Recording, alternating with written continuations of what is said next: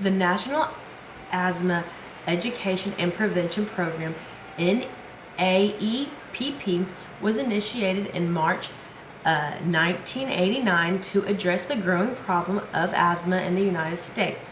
The goal of the NAEPP are to raise awareness of patient, health professionals, and the public that asthma is a serious chronic disease, ensure the recognition of the symptoms of asthma by patients, families, and the public, and the appropriate diagnosis by health professionals. To ensure effective control of asthma by encouraging a partnership among patients, physicians, and other health professionals through modern treatment and education programs. The ultimate goal of the National Asthma Education Prevention Program is to enhance the quality of life for the patients with asthma and to decrease asthma-related morbidity and mortality.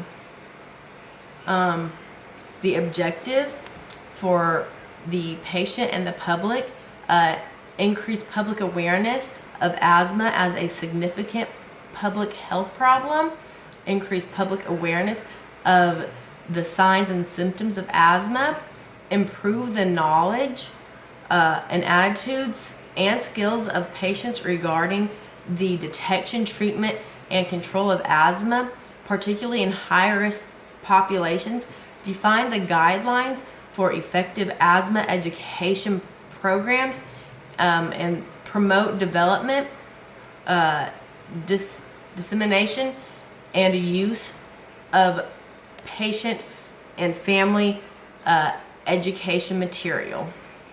For healthcare provider, for healthcare professionals, the objectives is increase the knowledge and attitude and skills of health professionals regarding signs, symptoms, and management strategies of asthma or for asthma. Encourage health professionals treating patients with asthma to adequately track and monitor the patient's status and to use objective measurements of lung function. Assist and encourage health professionals, schools, and continuing educational programs to include up-to-date and accurate information on diagnosis, pathogens, and treatment for the patients with asthma.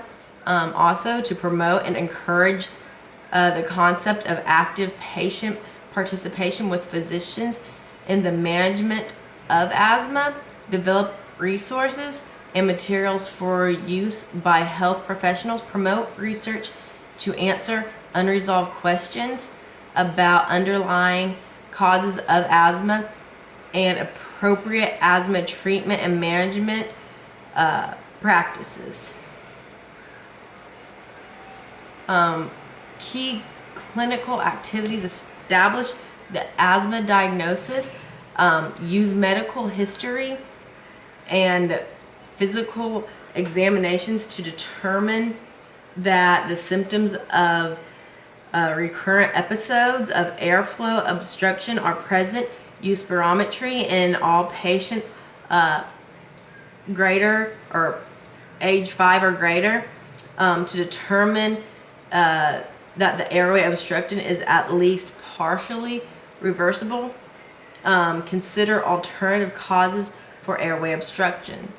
Managing asthma long term: the goal of asthma therapy is to control asthma, reduce the impairment, prevent chronic and troublesome symptoms like coughing, breathlessness in the daytime, in the nighttime or the afternoon exertion.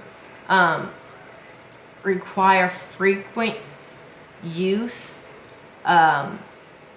greater than 2 days a week, of an inhaler, short acting or inhaled short-acting beta-2 agonist for quick relief symptoms, not including the prevention of exercise-induced bronchospasms. That's also known as a exercise-induced bronchospasm, also known as EIB. Maintain near normal pulmonary function. Maintain normal activity levels, including exercise and other physical activities and attendance at work or school. Meet patients and families' expectations of satisfaction with asthma care. Reduce the risk, prevent recurrent exacerbations of asthma, and minimize the need of emergency department visits or hospitalizations. Prevent loss of lung function for children. Prevent the reduced lung growth. Provide optimal pharmacological therapy with minimal or no adverse effects to therapy.